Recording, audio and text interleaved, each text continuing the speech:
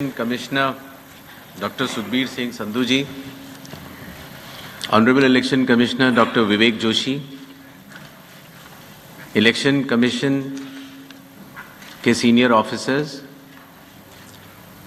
Media के हमारे साथी और आपके माध्यम से जुड़े हुए इस देश के सभी मतदाता, आप सबको नमस्कार। आज हम सब स्पेशल इंटेंसिव रिवीजन के दूसरे चरण के रोल आउट के संबंध में आयोजित इस प्रेस कॉन्फ्रेंस में उपस्थित हैं। मैं आप सभी का हार्दिक स्वागत करता हूं। सबसे पहले मैं लोक आस्था और सूर्य उपासना के महापर्व छठ पूजा के इस पावन अवसर पर बिहार के सभी मतदाताओं को हार्दिक शुभकामनाएं देता हूं।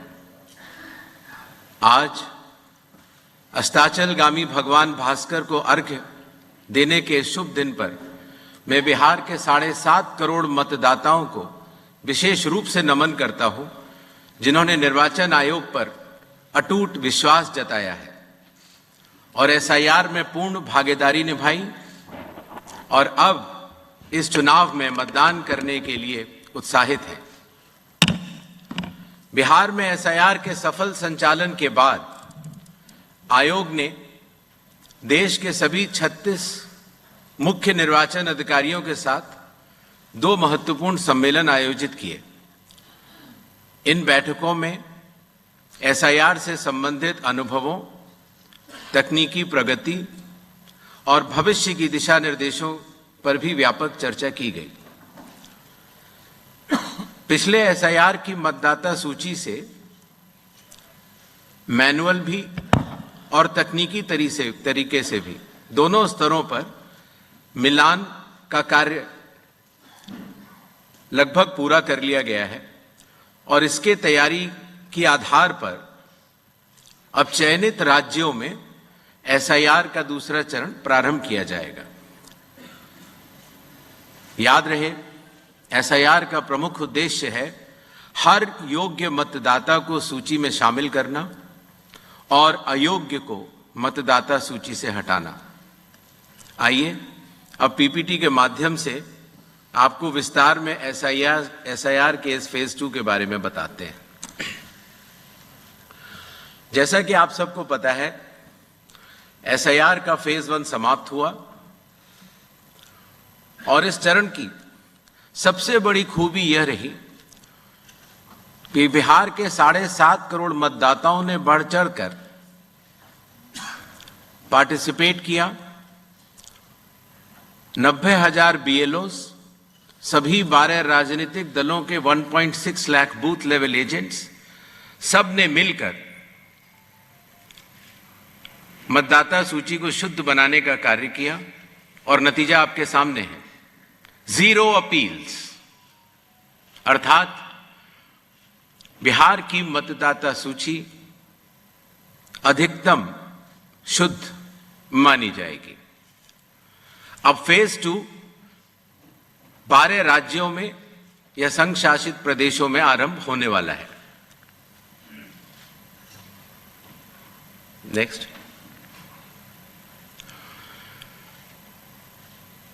किसी भी मतदाता के लिए जो उसकी भारत का नागरिक होना, कम से कम आयु 18 वर्ष की होना, उस विधानसभा क्षेत्र का सामान्य निवासी होना और किसी अन्य कानून से उसको डिस्क्वालीफाई न किया गया हो।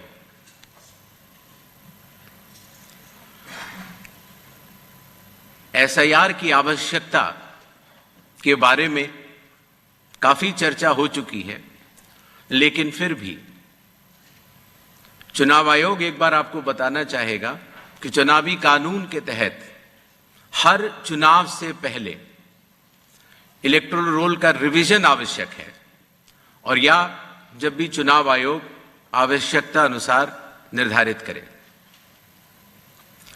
विगत कुछ दशकों से लगभग हर राजनीतिक पार्टी ने मतदाता सूची के शुद्ध न होने के ऊपर चुनाव आयोग को लगातार शिकायतें दी हैं। पहले सन 1951 से लेकर 2004 तक लगभग 8 बार स्पेशल इंटेंसिव रिवीजन इस देश में चुनाव आयोग ने कराया है और आखिरी इंटेंसिव रिवीजन लगभग 21 साल पहले 2002 से लेकर 2004 की मियाद में पूरा किया गया था। इस लंबे दौर में 2 दशकों से भी अधिक लंबे दौर में मतदाता सूची में कई परिवर्तन आवश्यक हो जाते हैं, जैसे कि भारत की विकास गाथा के साथ साथ लोगों का माइग्रेशन के साथ साथ कई बार उनका वोट पुरानी जगह भी बना रह जाता है और नई जगह भी बन जाता है, अर्थात एक से जगह ज्यादा रजिस्टर होने वाले वोटर्स, कई बार किसी की डेथ होने के बाद भी उसका नाम न हटाया जाना या गलती से किसी भी विदेशी नागरिक का नाम मतदाता सूची में आ जाना। इन चारों कारणों की वजह से चुनाव आयोग ने निर्णय लिया कि पूरे देश में चरणबद्ध तरीके से एसआईआर कराया जाए और इसकी पहली कड़ी बिहार आपके सामने समाप्त भी हो चुकी है और बड़े सफलतापूर्वक लोगों ने चुनाव आयोग पर विश्वास भी जताया है। एसआईआर करते समय एक बहुत बड़ी संख्या में चुनावी कर्मी चुनाव आयोग के साथ कंधे से कंधा मिलाकर काम करते हैं। आपको पता होगा कि हर चुनाव से पहले इलेक्टोरल रोल आवश्यक है और या जब भी चुनाव आयोग आवश्यकता अनुसार निर्धारित करे। विगत कुछ दशकों से लगभग हर राजनीतिक पार्टी ने मतदाता सूची के शुद्ध न होने के ऊपर चुनाव आयोग को लगातार शिकायतें दी हैं। पहले सन 1951 से लेकर 2004 तक लगभग 8 बार स्पेशल इंटेंसिव रिवीजन इस देश में चुनाव आयोग ने कराया है और आखिरी इंटेंसिव रिवीजन लगभग 21 साल पहले 2002 से लेकर 2004 की मियाद में पूरा किया गया था। इस लंबे दौर में 2 दशकों से भी अधिक लंबे दौर में मतदाता सूची में कई परिवर्तन आवश्यक हो जाते हैं, जैसे कि भारत की विकास गाथा के साथ साथ लोगों का माइग्रेशन के साथ साथ कई बार उनका वोट पुरानी जगह भी बना रह जाता है और नई जगह भी बन जाता है, अर्थात एक से जगह ज्यादा रजिस्टर होने वाले वोटर्स, कई बार किसी की डेथ होने के बाद भी उसका नाम न हटाया जाना या गलती से किसी भी विदेशी नागरिक का नाम मतदाता सूची में आ जाना। इन चारों कारणों की वजह से चुनाव आयोग ने निर्णय लिया कि पूरे देश में चरणबद्ध तरीके से एसआईआर कराया जाए और इसकी पहली कड़ी बिहार आपके सामने समाप्त भी हो चुकी है और बड़े सफलतापूर्वक लोगों ने चुनाव आयोग पर विश्वास भी जताया है। एसआईआर करते समय एक बहुत बड़ी संख्या में चुनावी कर्मी चुनाव आयोग के साथ कंधे से कंधा मिलाकर काम करते हैं। आपको पता होगा कि लगभग हर 1000 वोटर के ऊपर एक पोलिंग स्टेशन औसत तौर पर हो जाता है। हर पोलिंग स्टेशन पर एक सरकारी कर्मचारी बूथ लेवल ऑफिसर के तौर पर कार्य करता है। एक विधानसभा क्षेत्र में 300 या 400 के बीच में लगभग पोलिंग स्टेशंस होते हैं और हर विधानसभा क्षेत्र में एक इलेक्टोरल रजिस्ट्रेशन ऑफिसर होते हैं, वो भी सरकारी कर्मचारी होते हैं और एसडीएम के स्तर के होते हैं और उनके अंडर में ये सारे बीएलओस कार्य करते हैं।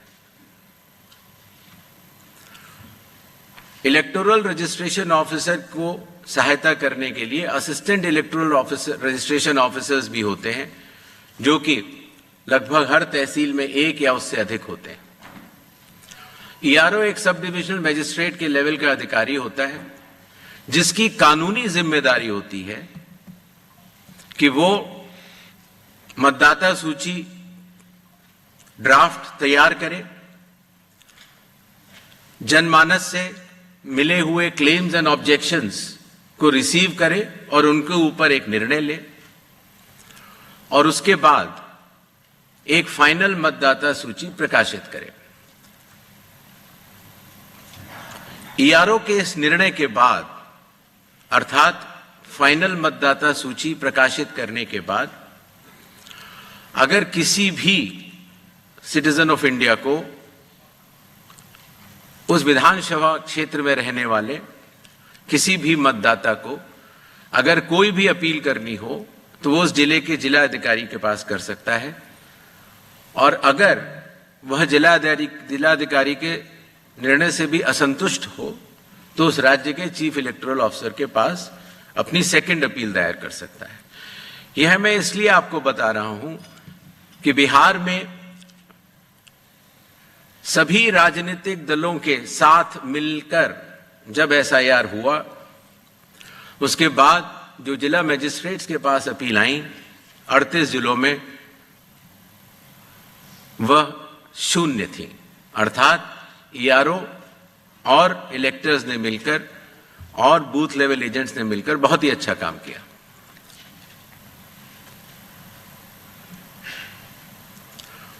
एसआईआर के समय ईआरओज और एईआरओज मिलकर सबसे पहला जो काम करेंगे वो इन्यूमरेशन फॉर्म्स को प्रिंट करेंगे। जिन राज्यों में एसआईआर हो रहा है या अभी होने वाला है, उनकी मतदाता सूची आज रात को 12 बजे फ्रीज कर दी जाएगी, और उन हर मतदाता को जिसका नाम उस सूची में है, उसको एक यूनिक इन्यूमरेशन फॉर्म प्रिंट करके बीएलओ उसके घर देने जाएंगे। इन्यूमरेशन फॉर्म में वो आवश्यक डिटेल्स होंगे जो कि आज की मतदाता सूची में हैं। जब बीएलओ फॉर्म्स डिस्ट्रीब्यूट करना शुरू करेंगे एग्जिस्टिंग इलेक्टर्स को, उसके बाद इन्यूमरेशन फॉर्म में जिसका भी नाम है वो उसको लिंक करने का प्रयास करेंगे कि क्या उन्हीं का नाम 2003 की सूची में था। अगर था तो उनको कोई भी कागज और नहीं देने होंगे। इसी तरीके से अगर उनका नाम स्वयं नहीं था और उनके पिताजी या माताजी का नाम था तो भी उनको कोई और कागज नहीं देने होंगे। तो ये लिंकिंग और मैचिंग, बिहार जब हमने एसआईआर किया था तो सिर्फ बिहार की अवेलेबल थी, और आज पूरे देश की 2002 से 4 में हुए एसआईआर की मतदाता सूची जो लिंक दिया गया है voters.eci.gov.in पर कोई भी देख सकता है और इस मैचिंग को स्वयं भी कर सकता है। बीएलओज, बूथ लेवल ऑफिसर्स एसआईआर की प्रमुख कड़ी होते हैं। जब वो घर जाते हैं तो कई बार ऐसा भी हो सकता है कि किसी और व्यक्ति की उम्र उस घर में 18 साल के ऊपर की हो गई हो, तो हाथ की हाथ उसी समय वो उनका फॉर्म 6 भी भरवा लेंगे और डिक्लेरेशन भी ले लेंगे और उसकी मैचिंग और लिंकिंग भी पुराने एसआईआर से कर लेंगे। कई बार हमारे मतदाता अगर पढ़ने या लिखने में उनको दिक्कत है तो बूथ लेवल ऑफिसर उनको इन्यूमरेशन फॉर्म भरने में मदद भी करेगा, और मदद करने के बाद इस तरह के सारे इन्यूमरेशन फॉर्म्स मैचिंग और लिंकिंग करने के बाद वो ईआरओ और एईआरओ को जमा करेगा।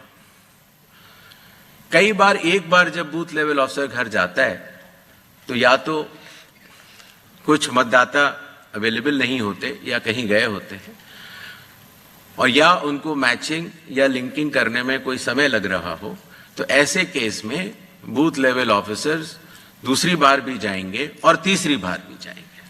3 बार हर बीएलओ हर घर जाएगा।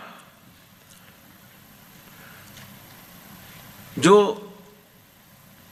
प्रवासी लोगों की समस्या को हटाने के लिए जो राज्य से कुछ समय के लिए बाहर गए हुए हैं लेकिन वहीं के सामान्यतः रहने वाले हैं, वो ऑनलाइन भी भर सकते हैं। और खास तौर से कई बार अर्बन वोटर्स को, क्योंकि उनके दिन के समय ही ऑफिस आवर्स रहते हैं, तो वो भी ऑनलाइन भर सकते हैं। बूथ लेवल ऑफिसर का यह भी कार्य होगा कि जब वो इन्यूमरेशन फॉर्म देता है तो इन्यूमरेशन फॉर्म दस्तखत करके मतदाता को वापस भी करना होता है। तो अगर मतदाता की मृत्यु हो चुकी हो या वो स्थायी रूप से प्रवास कर चुका हो या वो एक से जगह ज्यादा रजिस्टर हो गया हो, तो वो उस जगह दस्तखत नहीं कर पाएगा और ऐसे लोगों की शिनाख्त करना भी बीएलओ की जिम्मेदारी है। एक बात मैं फिर कहना चाहता हूं कि जो मतगणना, वो इन्यूमरेशन फॉर्म की जो फेज होगी, उसमें किसी भी व्यक्ति से किसी और कागज की आवश्यकता नहीं होगी। बस उन्हें अपनी मैचिंग या लिंकिंग दिखानी होगी कि 2003 में किसके साथ है। नेक्स्ट, सारे फॉर्म्स मिलने के बाद ईआरओ और एईआरओ ड्राफ्ट सूची प्रकाशित करेंगे। ड्राफ्ट सूची में उन्हीं मतदाताओं का नाम होगा जिनके इन्यूमरेशन फॉर्म्स वापस मिल गए हैं। जिन मतदाताओं की मैचिंग या लिंकिंग नहीं हो पा रही है, 2003 में कहां थे, 2003 में आपके माता पिता भी नहीं थे या कोई भी नहीं था, ऐसे लोगों को भले ही उनका इन्यूमरेशन फॉर्म मिल गया हो, लेकिन नोटिस जारी करेगा ईआरओ और एईआरओ, और नोटिस जारी करने के बाद फिर वो उनकी एलिजिबिलिटी डिसाइड करेगा इंक्लूड करने के लिए या एक्सक्लूड करने के लिए बेस्ड ऑन इंडिकेटिव डॉक्यूमेंट्स, जो मैं आगे बताऊंगा। ईआरओ और एईआरओ की यह जिम्मेदारी होगी कि कोई भी योग्य मतदाता छूटे ना और कोई भी अयोग्य मतदाता सूची में अंदर ना आ पाए। ईआरओ के फैसले के खिलाफ कानूनी तौर पर जिला मजिस्ट्रेट के पास एक अपील होती है, जो मैंने आपको बताया, और जिला मजिस्ट्रेट के फैसले के खिलाफ चीफ इलेक्टोरल ऑफिसर के पास भी सेकंड अपील होती है। जो प्री इन्यूमरेशन फेज है, जो आज रात को 12 बजे से शुरू होगा, उसमें कंप्यूटर मैचिंग और लिंकिंग पिछले एसआईआर से ईसीआई नेट के जरिए की जा रही है, उसको आगे बढ़ाया जाएगा।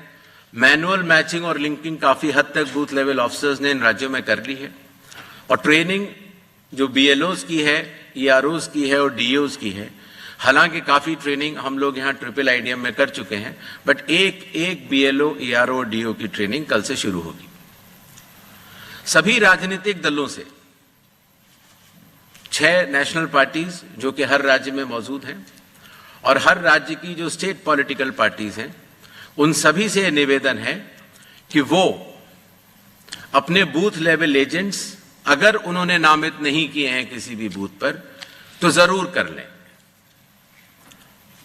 साथ ही साथ सभी चीफ इलेक्टोरल ऑफिसर्स को, डिस्ट्रिक्ट इलेक्शन ऑफिसर्स को और ईआरओज को यह निर्देश भी होंगे कि कल से शुरू होकर परसों तक वो सभी पॉलिटिकल पार्टीज को के साथ मीटिंग करेंगे और पूरी एसआईआर की प्रक्रिया को उनके समक्ष डिटेल में बतलाएंगे। जहां तक बूथ लेवल एजेंट्स का सवाल है हर पॉलिटिकल पार्टी के, जैसा कि बिहार में था, हर बूथ लेवल एजेंट एक दिन में 50 इन्यूमरेशन फॉर्म्स जो साइंड हो इलेक्टर्स के वो कलेक्ट भी कर सकता है, उसके ऊपर अपना सर्टिफिकेशन दे सकता है और बूथ लेवल ऑफिसर्स को भी दे सकता है। इससे जो चुनावी कर्मी हैं और जो राजनीतिक दलों के नुमाइंदे हैं, दोनों मिलकर साथ काम कर सकते हैं। इन्यूमरेशन फेज में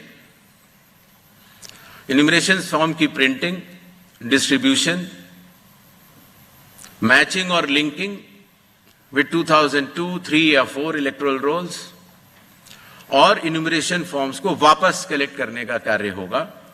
और साथ ही साथ, जैसा आप सबको पता है, मतदाताओं की सुविधा के लिए चुनाव आयोग ने निर्णय लिया है कि किसी भी मतदान केंद्र में 1200 से अधिक मतदाता नहीं होने चाहिए, जिससे कि भीड़ न लगे।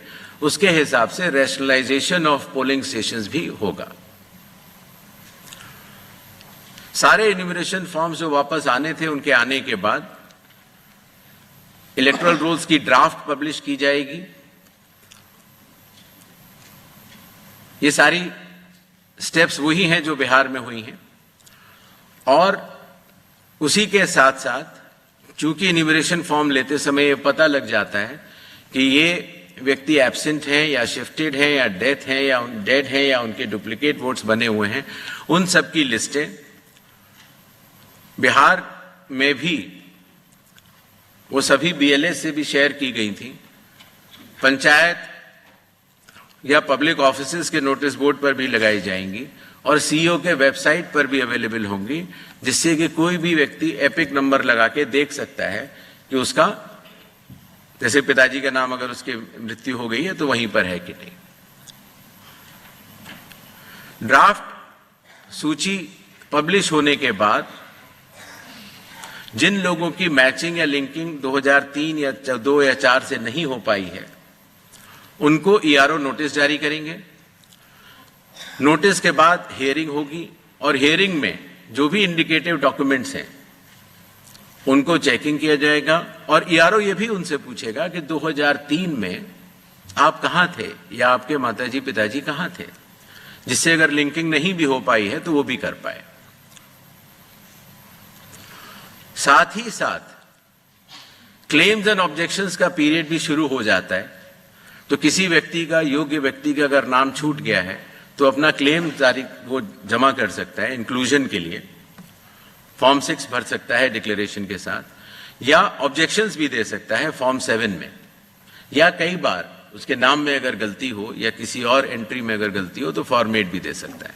तो ये क्लेम्स एंड ऑब्जेक्शंस रिसीव का पीरियड होता है, जो कि किया जाएगा, बिहार में भी किया गया था, और उसके ऊपर EROs अपना निर्णय लेंगे। ये कार्य पूर्ण होने के बाद फाइनल रूल्स पब्लिश होंगे और उसके बाद 15 दिन का समय जिला मजिस्ट्रेट के पास फर्स्ट अपील देने का और उसके बाद CEO के पास सेकंड अपील देने का, सभी के पास ये कानूनी मार्ग उपलब्ध होगा।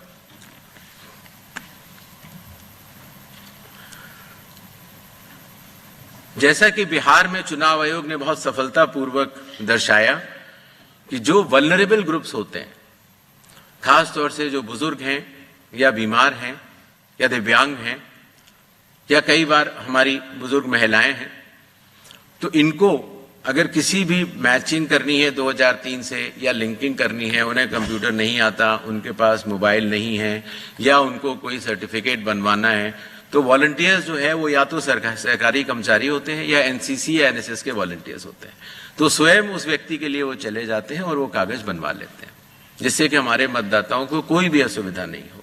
और इसकी वजह से आपने देखा होगा, बिहार में जब 7.5 करोड़ मतदाताओं ने चुनाव आयोग के साथ कंधे से कंधा मिलाकर जब काम किया, तो कोई भी परेशानी नहीं हुई। इस फेज में SIR के समय 1200 तक हम पोलिंग स्टेशंस को भी रैशनलाइज कर लेंगे और कुछ नए पोलिंग स्टेशंस भी खोले जाएंगे, जो कि बदलाव के साथ साथ हाई राइज बिल्डिंग्स में भी होंगे या गेटेड कॉलोनीज में, या कई बार जो स्लम क्लस्टर्स छूट गए हैं वहां पर भी। इस विषय पर जो ड्राफ्ट पब्लिश होता है उसमें पॉलिटिकल पार्टी से DOs चर्चा भी करते हैं और उसके बाद ये 1200 हर पोलिंग स्टेशन की अलग अलग मतदाता सूची प्रकाशित की जाती है। यह ध्यान रखना होगा कि एक बूथ पर एक फैमिली के या एक घर पर रहने वाले सभी लोगों का नाम एक ही जगह आ जाए, उससे मतदाताओं को बहुत सुविधा होती है और बिहार में इसमें काफी लोगों ने मिलकर अच्छा काम किया।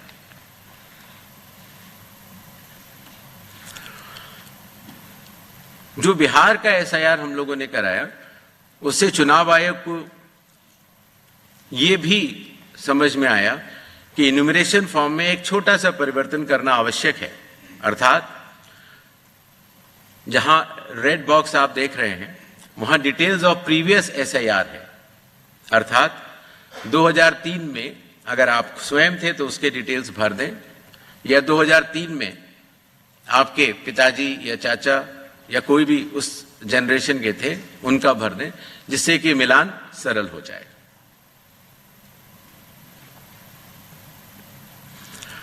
जो इन्यूमरेशन फॉर्म दिया जाएगा उसमें काफी चीजें प्री प्रिंटेड होंगी। मतदाता का नाम, उसका एपिक नंबर, उसका पता, सीरियल नंबर, पार्ट, कौन सी असेंबली है और उसका पुराना फोटो। एक QR कोड भी दिया जाएगा जिससे कि उस QR कोड को स्कैन करके आप स्वयं देख सकते हैं। सभी मतदाताओं से चुनाव आयोग का यह आग्रह रहेगा कि जहां पेस्ट करेंट फोटो लिखा हुआ है वहां पर अपनी नई और रंगीन फोटो, कलर्ड फोटो वहां पर अगर लगाएंगे तो जब भी आपका नया एपिक कार्ड बनेगा तो उसमें वो फोटो लगाई जाएगी तो अच्छा लगेगा। शिनाख्त में भी आसानी होती है, बिकॉज कई बार वोटर कार्ड्स में लोगों के बहुत पुराने पुराने फोटो लगे हुए हैं। इन्यूमरेशन फॉर्म का ये हिस्सा है जो प्री प्रिंटेड के बाद नीचे आता है, उसमें ये डिटेल्स इलेक्टर्स को भरने होंगे। आधार नंबर बिहार में भी ऑप्शनल तरीके से चुनाव आयोग ने लिया था और इस बार भी आधार नंबर लिया जाएगा। फादर का नाम भी है, एपिक भी है, आपके स्पाउस, मदर, फादर का नाम भी है, डेट ऑफ बर्थ भी है। जी,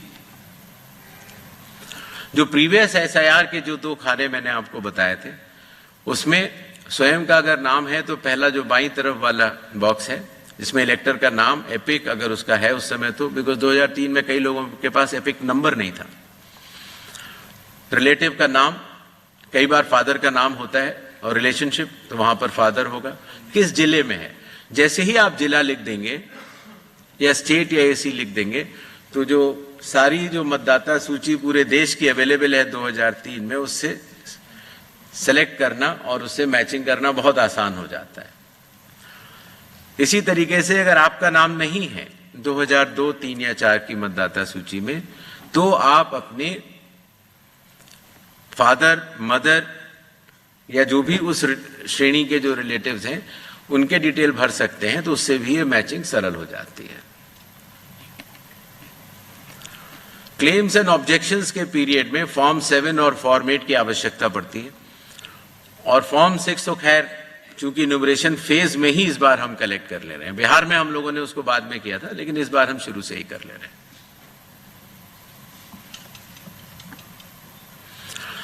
जो लिस्ट ऑफ इंडिकेटिव डॉक्यूमेंट्स हैं, जिन लोगों का 2002, 3 या 4 की मतदाता सूची से मिलान हो चुका है, उन्हें कोई भी डॉक्यूमेंट देने की आवश्यकता नहीं है। और जिन लोगों का मिलान नहीं हो पाया वो संख्या काफी कम रह जाती है, सिर्फ उन्हीं लोगों को ये इंडिकेटिव डॉक्यूमेंट्स देने होंगे। जो बिहार में थे 11 वो, और आधार कार्ड नागरिकता का प्रमाण चूंकि नहीं है तो वो आइडेंटिटी पर्पस के लिए लोग दे सकते हैं। नेक्स्ट, ये वो 12 राज्य हैं जहां पर कल से SIR शुरू होने वाला है।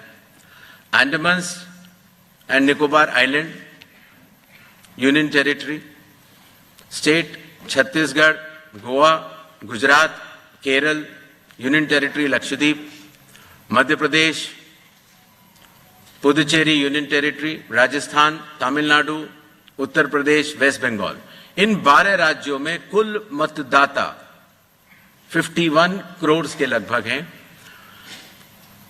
लगभग 5,33,000 बूथ लेवल ऑफिसर्स इस महान कार्य में अपना योगदान देंगे।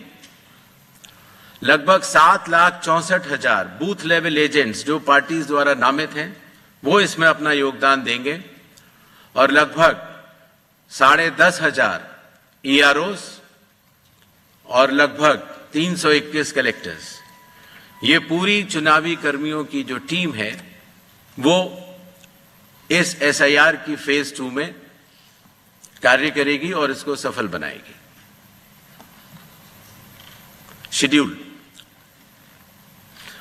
प्रिंटिंग और ट्रेनिंग का कार्य कल से शुरू होगा और 3 नवंबर तक चलेगा। हाउस टू हाउस इन्यूमरेशन 4 नवंबर से 4 दिसंबर तक।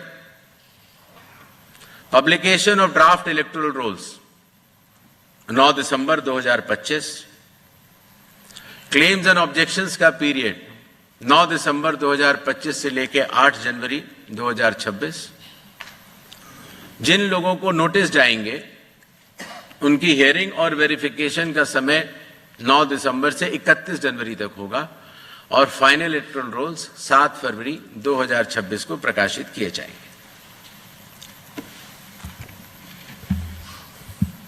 धन्यवाद।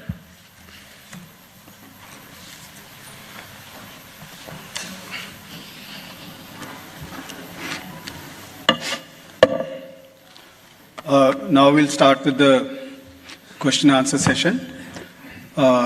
As per our previous format, we will be taking questions in groups of 5, and please be rest assured that maximum number of questions will be taken. Why? Sir, I will ensure that your question is taken. Please be seated. Sir, your question will be taken. That's all. चलिए, कोई बात नहीं। Please don't disrupt the conference. Your question will be entertained and taken. In the interest, no, then I will not be able to entertain lot of questions. I have so many people. I don't have one person. Your question will be entertained. Yes.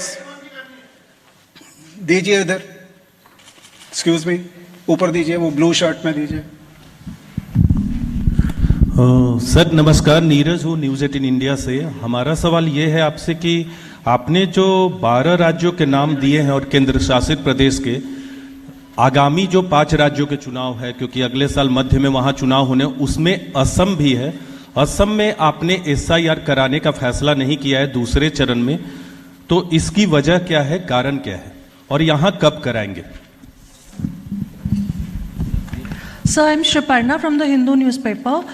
In Bihar, the Election Commission has said that new EPIC cards would be given to all voters.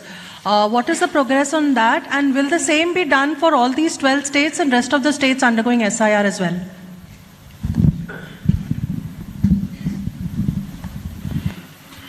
Ji sir, मैं Manish Agarwal Navbharat times से।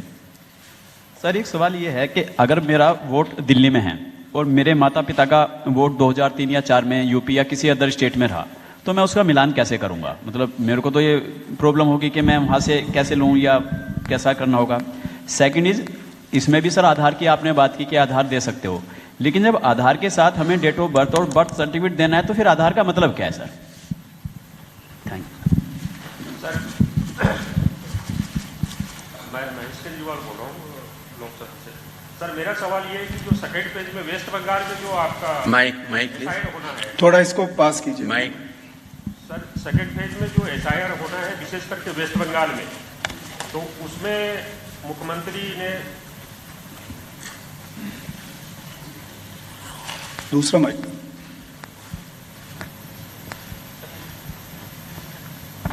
Hello sir, मेरा सवाल ये है कि जो waste Bengal में विशेषकर जो SIR होगा, तो उसकी मुखालत काफ़ी समय से CM खुद कर रही है। उसको लेकर जो गतिरोध है आपके और उनके बीच में, तो इसको लेकर क्या कोई विशेष बैठक होगी आपके बीच में?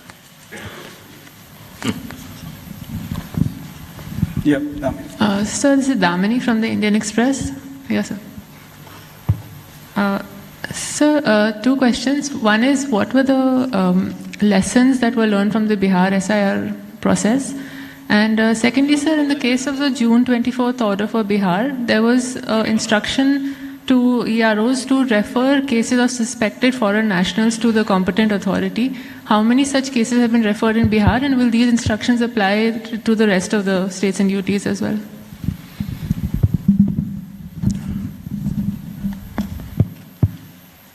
आसाम का एक विषय पूछा गया। जैसा कि आप सब लोगों को विदित होगा, भारतीय नागरिकता कानून में आसाम के लिए नागरिकता के लिए अलग प्राविधान है। और दूसरा विषय ये है कि माननीय सुप्रीम कोर्ट की देखरेख में वहां पर नागरिकता की जांच का कार्यक्रम लगभग पूर्ण होने वाला है। ऐसी स्थिति में जो ये 24 जून का एसआईआर का ऑर्डर था वो पूरे देश के लिए था, वो आसाम पर लागू नहीं होता और इसलिए आसाम के लिए अलग से रिवीजन के आदेश जारी किए जाएंगे। जहां तक नई एपिक की बात थी, तो जिन लोगों की एंट्रीज में बदलाव हुआ, जिनके एड्रेस में बदलाव हुआ या जिनके पोलिंग स्टेशन में बदलाव हुआ, उन सभी को नए एपिक बिहार में मिले हैं और इसी तरह से पूरे देश में भी जहां जहां एंट्रीज में परिवर्तन होगा वहां पर नए एपिक्स मिलेंगे। जो मैचिंग और लिंकिंग का प्रश्न पूछा गया, voters.eci.gov.in पे अगर आप जाएंगे तो आप 2002, 2003 और 2004 की मतदाता सूची को स्वयं देख सकते हैं। बीएलओ भी स्वयं देख सकता है। सूची देखने के लिए आपको उसमें सबसे पहले राज्य बताना होगा, फिर आपको जिला बताना होगा और उसके बाद जिले में वो सर्च की जा सकती है कि मेरा नाम कहाँ है। इसीलिए अगर आप दिल्ली में हैं और आपके अगर माता पिता यूपी के रहने वाले थे, मान लीजिए लखनऊ के रहने वाले थे, तो आपको उधर जाना है यूपी पर, फिर लखनऊ बटन दबाना है, फिर माता पिताजी को वहां सर्च कर लेना है और आपको लिंक का वो बटन दबा देना है। इतनी सरल प्रक्रिया उसको हमारे आईटी डिपार्टमेंट ने बनाई है। जहां तक आधार की बात है, माननीय सुप्रीम कोर्ट ने कहा है कि आधार का उपयोग आधार एक्ट के अनुरूप होगा और आधार एक्ट के सेक्शन 9 में ये कहा गया है कि आधार डोमिसाइल का या सिटीजनशिप का प्रमाण नहीं होगा। जहां तक जन्म तिथि की बात है, उसके ऊपर भी माननीय सुप्रीम कोर्ट के कई आदेश हैं जहां पर कि ये कहा गया कि आधार जन्म तिथि का प्रमाण नहीं है और इसका ध्यान रखते हुए आधार अथॉरिटी ने अपना नोटिफिकेशन जारी किया और आज भी अगर आप कंप्यूटर से अपना नया आधार डाउनलोड करते हैं तो उसमें लिखा होता है आधार कार्ड पर ही कि आधार कार्ड न तो जन्म तिथि का प्रमाण है, न डोमिसाइल का और न कि नागरिकता का। आधार कार्ड आइडेंटिटी का प्रमाण है और ई साइनिंग के लिए भी उसका उपयोग हो जाता है। तो आधार कार्ड के बहुत सारे अन्य उपयोग भी हैं। जहां तक वेस्ट बंगाल की बात है, कोई भी गतिरोध नहीं है। संविधान के अंतर्गत सभी संवैधानिक संस्थाएं अपने अपने दायित्व का पालन करती हैं। Election commission special intensive revision करते हुए अपने दायित्व का पालन कर रहा है और इसी तरह से राज्य की सरकारें भी अपने अपने दायित्व का पालन करेंगी। जो बिहार में एसआईआर हम लोगों ने किया और उसमें जो हम लोगों को लगा कि हम मतदाताओं को और सुविधाएं क्या दे सकते हैं, वो मैंने आपको अपनी पीपीटी में बता ही दिया है। और जून 24 का जो ऑर्डर है वो सिर्फ बिहार के लिए नहीं है, वो पूरे देश के लिए है। Yes. कुछ एडिशनल इंस्ट्रक्शंस भी जारी होंगे इन 12 राज्यों के लिए। जी। Next round please. सवाल पूछना था आपसे, ये जो आपने लिंकअप किया है एसआईआर में 2002 से 4 के इलेक्टोरल रोल से किया है, क्या वो डेट बहुत पहले, प्लीज, वो डेट जो है 23 साल पहले का हो जाता है, तो वो डेट क्या ऐसा नहीं कर सकते हम कि 1 या 2 इलेक्शंस पहले करें जिससे कि सभी को आसानी हो? सर इधर प्रशांत सर, मैं न्यूज़ 24 से। मेरा सवाल सर 2 छोटे छोटे सवाल हैं, पश्चिम बंगाल को ही लेकर के है कि पश्चिम बंगाल से कई बार ये बात आई है कि वो होने नहीं देंगे एसआईआर। ऐसी सिचुएशन में इस चुनाव आयोग क्या करेगा? और दूसरा कि जिस तरीके से वहाँ पे वोटों का मिलान आप करने की सोच रहे हैं, ये कैसे संभव हो पाएगा? क्योंकि बहुत से ऐसी बातें हैं कि वहाँ पे बाहर से आए लोग आ गए हैं और डॉक्यूमेंट्स उनके लगातार रेडी हो रहे हैं। अगर उनके दस्तावेज मान लीजिए गलत तरीके से बन गए, उसको आप कैसे वेरीफाई करेंगे? सर संजय शर्मा, आज तक से। Sir Harsha from Republic TV. Gyanesh sir this side. आपने कहा सर कि कोई गतिरोध नहीं है पश्चिम बंगाल में। सर बिहार के एसआईआर के वक्त जो श्रंक हुआ था इलेक्टोरल रोल वो लगभग 6% था सर, लेकिन बिहार के मुकाबले अगर पश्चिम बंगाल देखा जाए तो पूर्व में भी बहुत ही वोलाटाइल स्टेट रहा है। अभी जब से अनाउंसमेंट हुई है पैन इंडिया एसआईआर की, पश्चिम बंगाल खासकर टीएमसी के नेताओं ने कहना शुरू कर दिया है कि there will be blood bath in West Bengal if voters are deleted. तो ऐसे में what will election commission do to counter and restore faith, because West Bengal is different as compared to other states? Sanjay Sharma Aaj Tak से। Sir बहुत सारे लोगों का उन लोगों ने क्वेरी भेजी है कि जिन लोगों के नाम डिलीशन होंगे या हुए हैं, क्या उन सारे लोगों को जिनके कई वोटर लिस्ट में कई जगह नाम हैं या जो लोग स्थायी रूप से पलायन कर गए, क्या आयोग उनको भी नोटिस देकर उनकी रजामंदी लेता है क्या? Sir Ashwini sir this side Ashwin Kumar Singh from NDTV.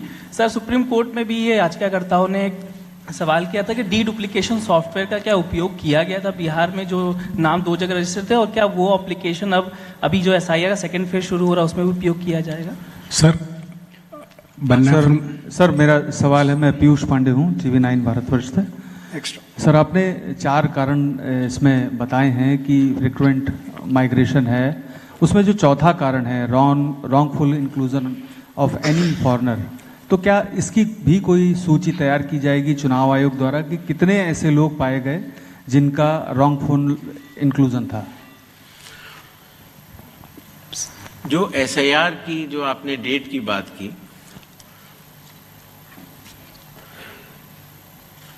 भारतीय नागरिकता कानून के अंतर्गत अगर आप 1 जुलाई 1987 से पहले भारत में अगर पैदा हुए हैं तो आपको भारत का नागरिक माना जाता है। तो जो व्यक्ति 87 या उसके पहले का बॉर्न है, अगर उसमें 18 साल जोड़ देते हैं तो सन आता है 2003, 4 या 5। इसीलिए जिन लोगों का नाम 2003, 2 या 4 की मतदाता सूची में है, उसकी प्रोबेटिव वैल्यू, उसकी एविडेंशियरी वैल्यू कि वो नागरिक है, उसकी कोई जांच करने की आवश्यकता नहीं होती। इसीलिए जो पिछला एसआईआर हुआ था वो वाली तारीखें ली जाती हैं। जहां तक वेस्ट बंगाल की बात एक बार दोबारा उठी है, तो मैं एक बार और स्पष्ट करना चाहता हूं कि संविधान के अंतर्गत हर संवैधानिक संस्था को अपना दायित्व निभाना होता है। आर्टिकल 324 सब क्लॉज 6 के तहत मतदाता सूची तैयार करने के लिए या मतदान कराने के लिए जिन भी चुनावी कर्मियों की आवश्यकता चुनाव आयोग को होगी, वो राज्य सरकार मुहैया करा के डेपुटेशन पर देने के लिए बाध्य है।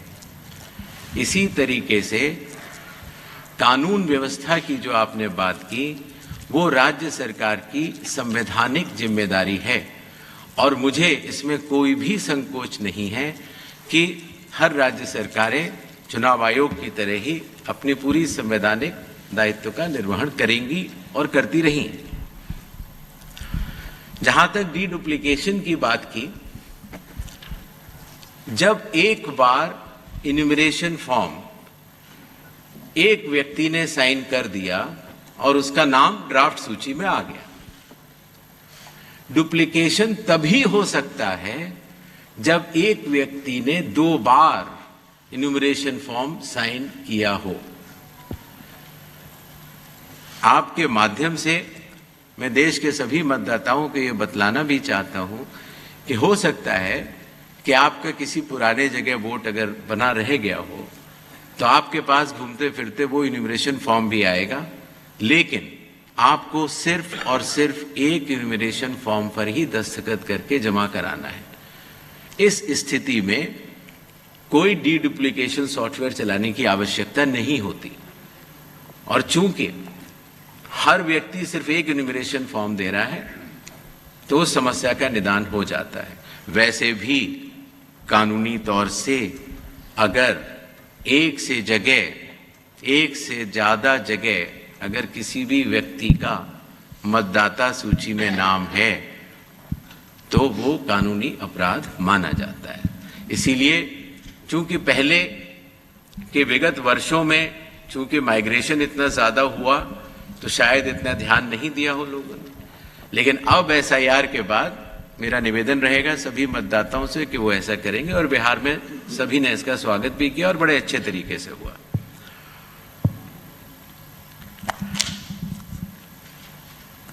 रॉन्गफुल इंक्लूजन ऑफ फॉरेनर्स, कई बार अगर किसी व्यक्ति ने जो कि हमारे देश का नागरिक नहीं है और आने के बाद अगर उसने कुछ कागज बनवा लिए हैं, तो आपने नोटिस किया होगा जो हमारी प्रेजेंटेशन थी कि सबसे पहले इन्यूमरेशन फेज में हम ये मिलान करेंगे कि 2002, 3 या 4 में आप या आपके वरिष्ठ जो वंश के लोग थे वो कहाँ थे। अगर उससे मिलान हो जाता है तो फिर ये बात खत्म हो जाती है। जो लोगों का मिलान नहीं होगा उनको नोटिस जारी होगा, और नोटिस जारी होने के बाद उन्हें वो कागज दिखाने होंगे, और उसके साथ साथ ये भी बतलाना होगा कि 2003 में वो कहाँ थे। ये करना बहुत आवश्यक है।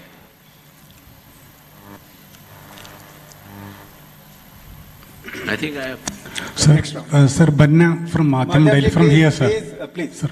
Sir, udhar dijiye. We will take all the questions. No. Sir, we've already answered your question. Please. No, sir, I didn't. CC, sir. Sir, मेरा नाम Sir, all political parties from Kerala had demanded to postpone the SIR in Kerala. I am from here, sir. I am Banna from Mathimam, Delhi.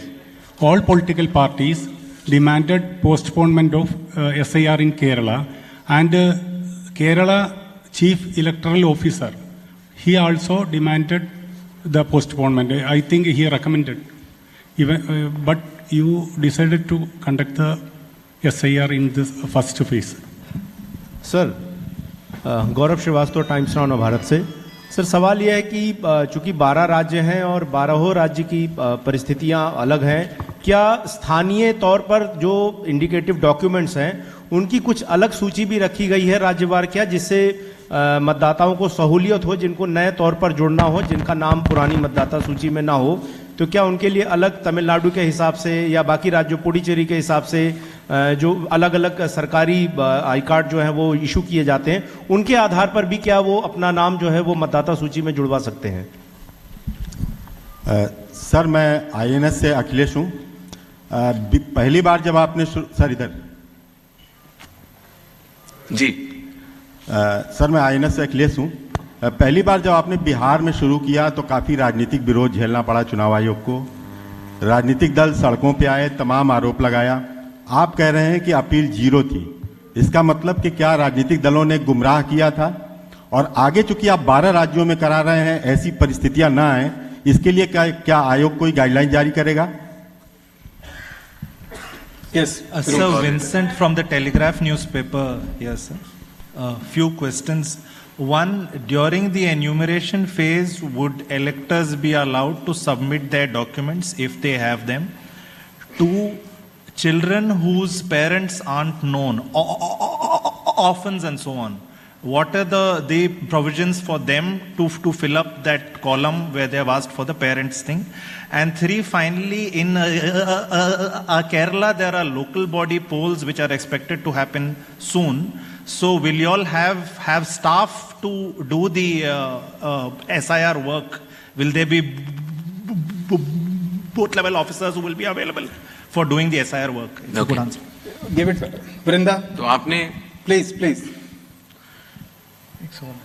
एक सवाल ये आया था कि जो indicative list of documents हैं जो 11 हैं, जिसमें आधार आइडेंटिटी के लिए 12वें तौर से जोड़ा गया है, ये इंडिकेटिव लिस्ट ऑफ डॉक्यूमेंट्स लगभग सभी सीईओ से चर्चा करके बनाई गई हैं।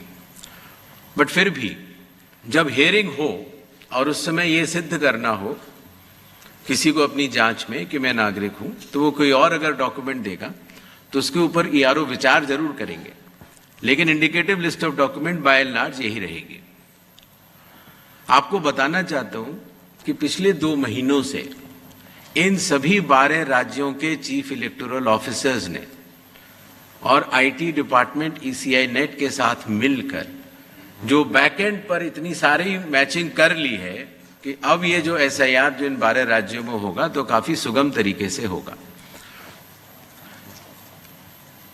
जहां तक केरल की बात है,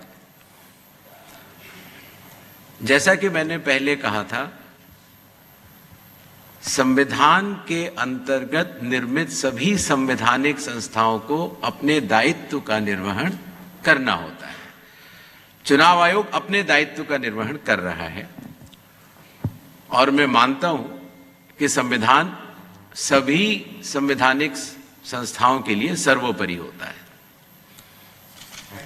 जहां तक बिहार में राजनीतिक दलों की तरफ से कुछ शब्द कहे गए, उन्होंने एसआईआर का विरोध राजनीतिक दलों ने किया होगा, ऐसा चुनाव आयोग नहीं मानता, क्योंकि जमीनी स्तर पर 1.6 लाख बूथ लेवल एजेंट्स ने सक्रिय तौर से बूथ लेवल ऑफिसर्स के साथ और मतदाताओं के साथ मिलकर काम किया। अकेले बूथ लेवल एजेंट्स नहीं, हर जिले में राजनीतिक दलों के जो जिला प्रेसिडेंट्स थे, उन्होंने भी सक्रिय तौर से अपना योगदान दिया। इसी तरीके से राज्य स्तर पर भी सीईओ के साथ मिलकर सभी राजनीतिक दलों ने इसका स्वागत भी किया। हम लोग जब बिहार गए थे तो सभी राजनीतिक दल हमसे मिले भी थे और सबने ये बात हम लोगों से कही। अब जहां तक पॉलिटिकल स्टेटमेंट्स की बात है, उनके ऊपर चुनाव आयोग टिप्पणी नहीं करता है। इन्यूमरेशन फेज में कोई भी डॉक्यूमेंट देने की किसी को आवश्यकता नहीं है, सिर्फ और सिर्फ मिलान और मैचिंग होगी। जहां तक एक विषय में भूल गया, लोकल बॉडीज के इलेक्शंस की बात केरला में की गई थी, चूंकि वहां भी लोकल बॉडी इलेक्शंस नोटिफाई भी नहीं हुए हैं और इसीलिए एसआईआर वहां पर अनाउंस कर दिया गया है।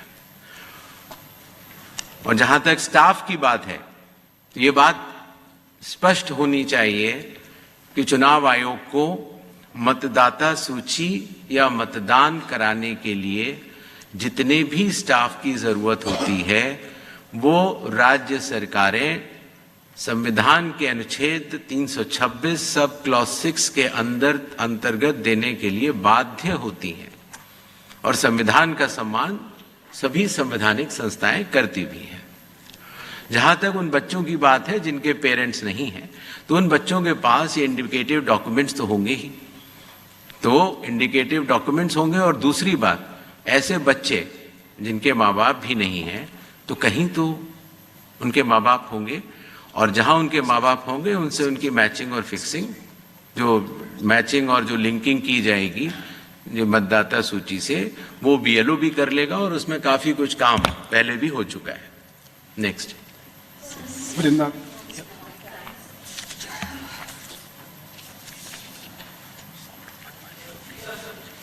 Anubhuti from the Economic Times here. So, as you just mentioned, there will be no document required during the enumeration phase. Now, this is a very, very big shift from Bihar, where this was also a worry point because everybody had to go looking for documents. Also, your enumeration form has changed this time. You've got a column for previous SIR linkages. So, first, if you could explain the reasoning behind these shifts in the SIR process or the form. And two, you just mentioned that a lot of linking has already been done in these 12 states before embarking on phase 2, and this will make the SIR process easier. Would it mean that the Election Commission was not adequately prepared when it launched the SIR in Bihar? Sir, I'm Ruben from Malayalam Manorama newspaper. Sir, here. So my question is also regarding the local body elections in Kerala. There is a confusion. Actually, the local body election is due. As per your schedule, SIR will go along with the local body election at the time of the process will be at the time of local body election, as it is due in November or December. So how has will the notification been issued? How will you, has the notification been issued? Okay, how will you manage the conflict regarding the local body elections? There is no conflict. So, has there been any demand, Arunima from CNN News 18, sir? Has there been any demand to provide security to the booth level workers in West Bengal? Has central security, has any such demand come to you? Is it possible to grant such a security? So, Vrinda from Hindustan Times, my question is that you said that deduplication wouldn't be required because even with people holding 2 voter ID cards, they'll have to fill just one enumeration form and they should be filling one enumeration form. I didn't get your question. Sir, you said that deduplication wouldn't be required because of SIR process pan-India. So, with regards to that, do you think that the problem where an individual holds 2 voter ID cards or EPIC cards, will that get resolved because of SIR? And secondly, adding to Anubhuti's question, you mentioned 2 big changes from Bihar SIR and now pan-India. So, are there any more changes and can you give more information on that? Yes. Sir I am here please. Mukesh Kumar Singh मेरा नाम है, मैं एक freelance journalist हूँ। एक चीज़ देख रहे हैं सर हम लोग कि जो कैंडिडेट्स हैं, आप जैसे ये इंश्योर करना चाहते हैं कि जो भी एलिजिबल वोटर हो उसको उसका वोटिंग राइट मिले, उसी तरीके से जो भी एलिजिबल कंटेस्टेंट्स हैं चुनाव में, हम ये देखते हैं कि स्क्रूटनी के बाद जिन लोगों का नॉमिनेशन किसी रीजन से रिजेक्ट होता है। कंडक्ट ऑफ इलेक्शंस के ऊपर ये पत्र वार्ता नहीं है। कंडक्ट ऑफ इलेक्शंस के ऊपर जो भी निर्णय लेना सर, आप मेरा सवाल सुन लें, अगर आपको लगता है कि इसका जवाब नहीं देना तो ना दें। कंडक्ट ऑफ इलेक्शंस के ऊपर पब्लिक कॉन्फ्रेंस नहीं होती। चल मर्जी आपकी सर। यस, पूनम जी। सर, मैं पूनम हूँ अमर उजाला से। मेरे 2 प्रश्न हैं। पहला प्रश्न है कि अभी जो 12 राज्यों में SIR होगा, क्या 12 दस्तावेजों के अलावा अन्य दस्तावेजों को भी शामिल किया जाएगा? और दूसरा प्रश्न, एक राज्य जिसमें SIR की घोषणा हुई है, बड़े पैमाने पर प्रशासनिक फेरबदल किया गया है, तो क्या चुनाव आयोग इसका संज्ञान लेगा? जी,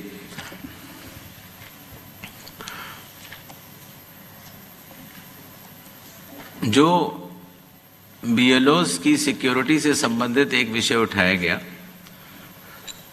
चुनाव आयोग को पूर्ण विश्वास है कि कानून व्यवस्था ठीक रूप से इन 12 राज्यों में चलेगी और इस तरह की आवश्यकता न पड़े, ऐसी हम कामना करते हैं। डीडुप्लीकेशन की जहां तक बात थी, शायद इस विषय को और गहराई से समझने की जरूरत है।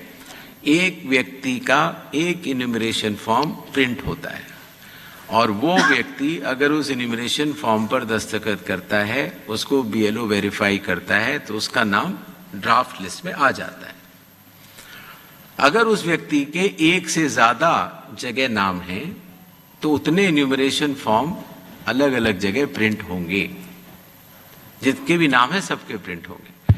तो जब तक वो व्यक्ति मानसिक तौर से कानूनी अपराध करने के लिए तैयार है, तभी 2 इन्यूमरेशन फॉर्म पर वो दस्तखत करेगा, अन्यथा एक पर ही करेगा।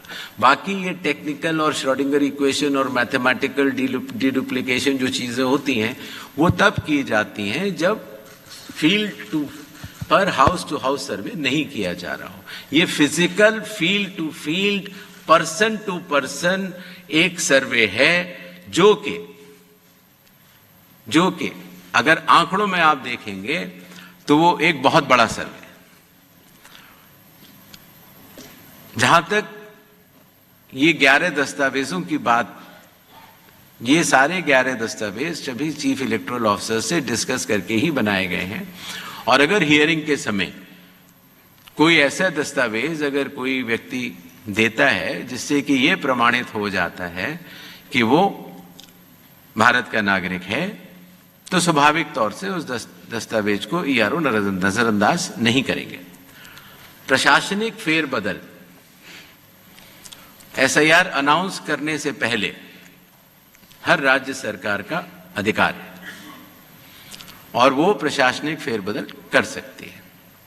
अगर SIR के अनाउंसमेंट के बाद भी अगर उन्हें कोई प्रशासनिक फेरबदल करना होता है तो चुनाव आयोग की उन्हें परमिशन लेनी होती है।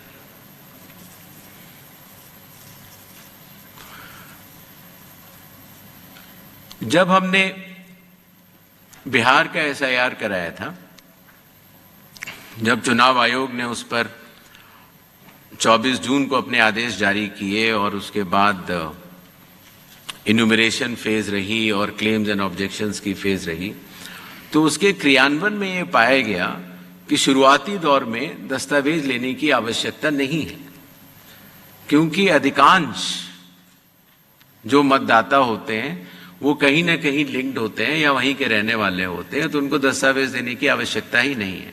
सच बात तो ये है, बिहार का अगर एग्जाम्पल देखते हैं, बहुत ही कम लोगों को और दस्तावेज देने की जरूरत पड़ी, और इसीलिए उस सीख को ध्यान में रखते हुए जब इन 12 राज्यों में जब हम लोग एसआईआर करा रहे हैं, तो इस बात का निर्णय लिया गया कि कागज तभी मांगे जाएं जो इंडिकेटिव डॉक्यूमेंट्स हैं जब उसका व्यक्ति का 2003-2004 से मिलान नहीं हो पा रहा है। कंडक्ट ऑफ इलेक्शंस के समय चुनाव आयोग प्रेस कॉन्फ्रेंसेस में इन विषयों पर इसलिए जवाब नहीं देता है जिससे कि उसका राजनीतिक अर्थ इधर से उधर निकालने के बाद किसी भी राजनीतिक पार्टी को या तो फायदा या नुकसान नहीं होना चाहिए, इसका कोई और रीजन ना निकालना चाहिए। इसी तरीके से जो local bodies please don't cross question.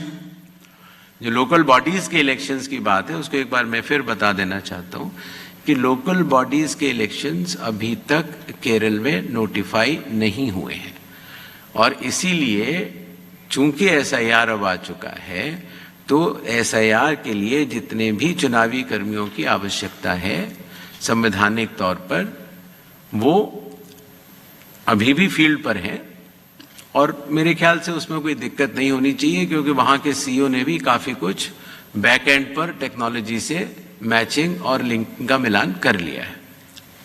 Thank you sir. Thank you all. Please join us for T in the atrium.